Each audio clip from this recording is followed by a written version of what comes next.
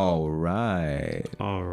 Welcome back. Back to the basics with your host, Captain Morgan and Sleepy Nurse. We gotta stop doing we're that. doing so much synchronization. We gotta stop doing that. Oh it's my like god. Our third take and we keep synchronizing. Yeah, this is not the first time this happened, guys.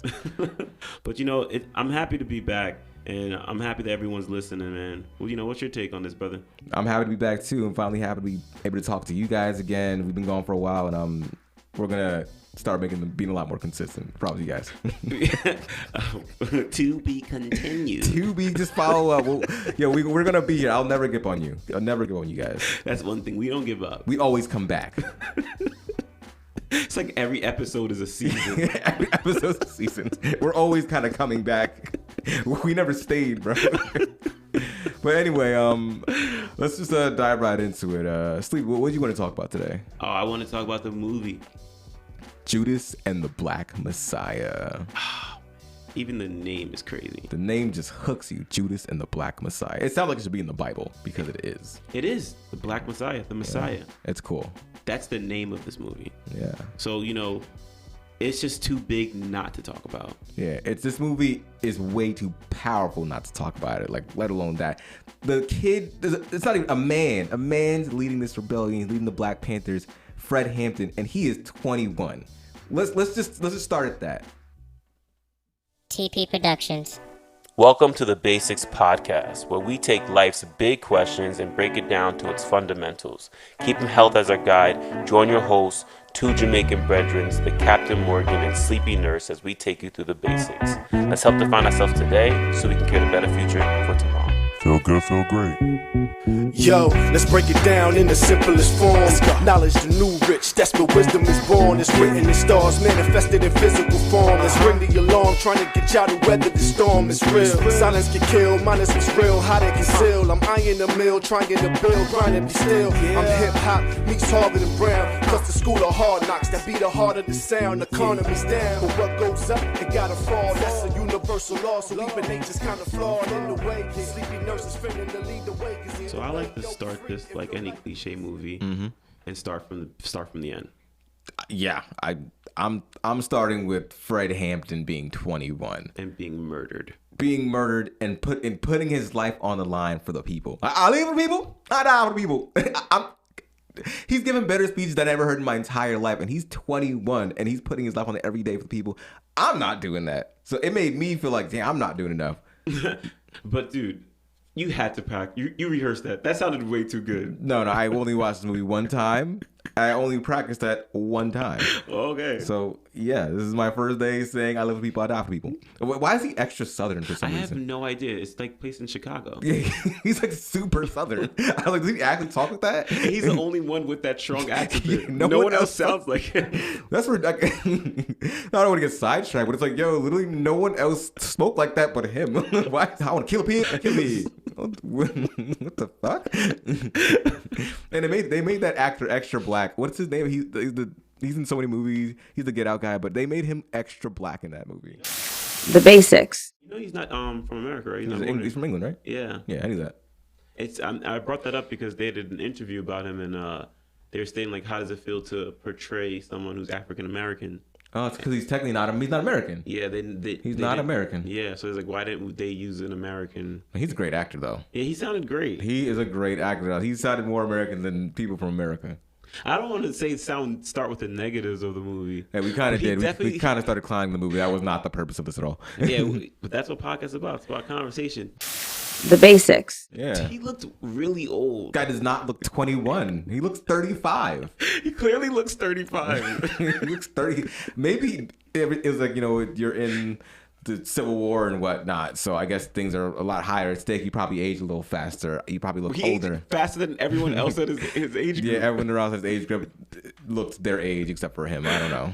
Whatever. Yeah, but let's dive into this. Let's get back to the basics. Let's get back to the basics. The Basics. The whole Black Lives Matter movement is a form of people getting together to say certain things need to change on a political level. Yeah, that's true. Yeah, it's interesting. Things are actually happening. It's actually a real civil rights movement that we're living in. Yeah. It was like the biggest protest of all time, I believe. The Black Lives Matter, yeah, the biggest protest of all time. So these things are happening. Did you go to one? Go through what? to one of the protests? Yeah. I did not actually. I did not. Sorry, I did fail. I failed the whole black race. I did not go to a protest. I'm very sorry. That's my fault. I don't think you failed, man. I feel like I mean, I was leading by example, though. I got a job, right? The basics. Yeah, so we did still. I mean, it's not an excuse, but we did continue to still working. We We were- were working. We never stopped working. I was trying to grind. I was trying to grind for my people because I live for the people and I die for the people. No, you don't. I live for the people. I die for the people. I live. You don't. Say it with me. I live for the people. I die for the people. Okay. But no. I think it's interesting to see the civil rights movement compared to back then to now. I feel like some of those things are kind of mirroring each other now, which is very interesting, even though it's so long ago. But it's like it's still very similar to how it is now. Yeah, and I feel that we being first generation, some things we weren't privy to. Yeah.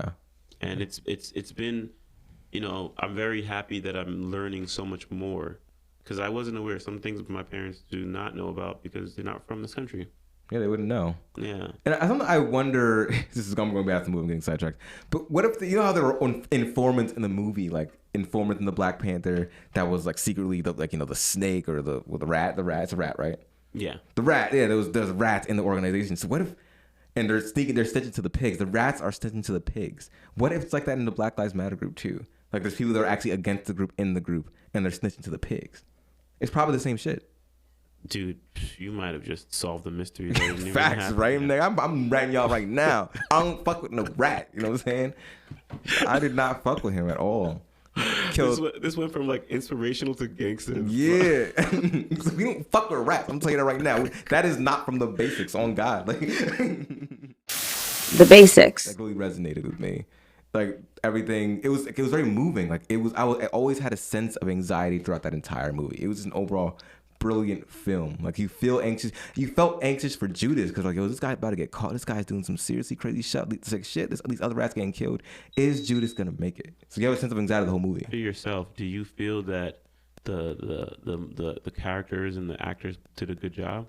Like how did they make you feel? I think they did an excellent job. I felt they drew me in because it made me want to put myself in that perspective. Like I felt like I was Black Judas or I was Fred Hampton. It's like I felt like my life was on the line either way. Yeah.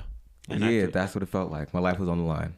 I guess grounded is the word. Grounded is the word I would use because it puts me into perspective. Like my life is on the line. If I want to accomplish big things, your life kind of is on the line. Yeah, you do. It definitely makes you feel how no matter what you are involved. Like You're involved. It puts you there. Like you are involved. Yeah. This matters to you because it matters to me. Exactly. And then maybe it motivated me to keep trying to do what I'm trying to do.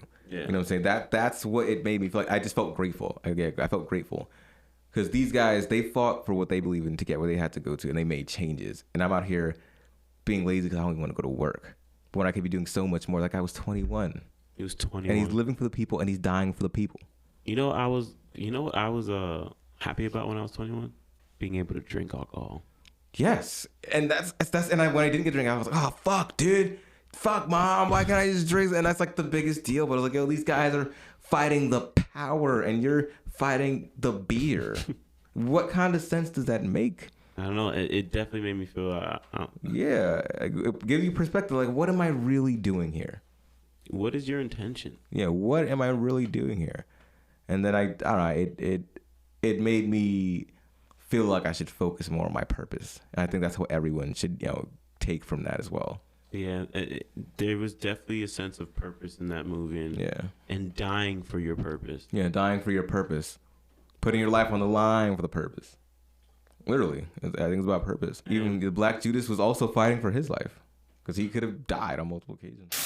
The basics. I want to dig deeper, and like, how do you feel as a Black man, as a healthcare provider right now in these times? In what way? Like, do I enjoy it? In what way? How do I feel about what?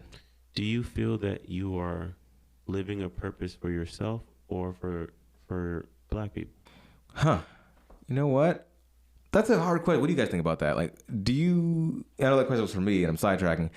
Do you feel like you live for yourself, or do you feel like you live for the people? I don't know. I'd say both, though. You know, I do a lot of things for myself, but at the end of the day, it's because I also want to be a positive influence on anyone I could be in contact with. So, I think it is part of my purpose to build up myself. Yeah, I think that having a podcast and talking and sharing our thoughts and our feelings, you know, what keeps us grounded, that's kind of our way of, you know, serving the people. I say so too. I think we're doing when you fulfill your purpose. I don't know if you guys agree with me on this. Like when you really aim for your purpose, you're also helping other people. I think it just naturally comes with the process of going for your purpose. Yeah, and your passion. I'm not sure if you felt like this, but like times when you're like, man, this seems like I don't even know if it's the right thing to do because I don't know if it's more for myself or more for others. You know? Like, yeah, it does feel like that. But then like me doing it for myself, people also enjoy that too. I'm not saying in the selfish manner, but like, hey, me making the content, me wanting to go on stage, it's for me, yes, but like I feel like I'm also giving my story back to the community too, and that's inspiring for some people. I think there's actually nothing wrong with that. I don't think you need to guilt trip yourself over something like that. The basics. When it comes to exercising, when you know it's something beneficial for you and other people, I think that's something that gives you an indication that's for your purpose. You exercising, you're trying to better yourself, and the more you try to better yourself, you're actually helping other people around you. I think that's true 99% of the time. The basics. I felt like Freddie Hampton's girlfriend, she served so much purpose. And I feel like it was a little undertoned, but it could have been a lot more uptoned. Yeah, she's the one who told them that he was a poet, even though his every sentence is literally poetry. It's like he's rapping every sentence, and he was a poet from the beginning. And then they talked about like then they started conversing on the poetry they know off the top of their dome. Yeah, and they were really helping each other out. Like she was a big part of success. The Black Panther movement. So it's just not as prominent now. They lost a lot of power when Fred Hampton died. Yeah. I wonder if they're probably involved with the Black Lives Matter thing now. Maybe. Yeah, we don't know. I don't know the nitty and gritty of all this stuff, but it should all be connected. But it was interesting that, you know, like, I watched a documentary on Malcolm X, and the fear was that a Black Messiah would come out of nowhere and will be able to free Black people and change America's ways. Their plan was to make sure they were murdered or infiltrated, like Malcolm X. Because they couldn't allow that. They couldn't allow a Black Messiah. So that's why. How do you feel about that? You think we got all the points, or you want to go a little deeper? I don't think we got any points. I don't think we got deep enough ever. No, but we did scratch the surface of purpose. Purpose is a very deep subject. Yeah, and I think that, and maybe just our purpose was to start like this today. We haven't recorded in a while. Yeah, we gotta warm up. I think we're at level 1, but we're going to level 1,000,000. Yeah, we want you guys to warm up with us. Exactly. So, welcome to the basics. Welcome to the basics.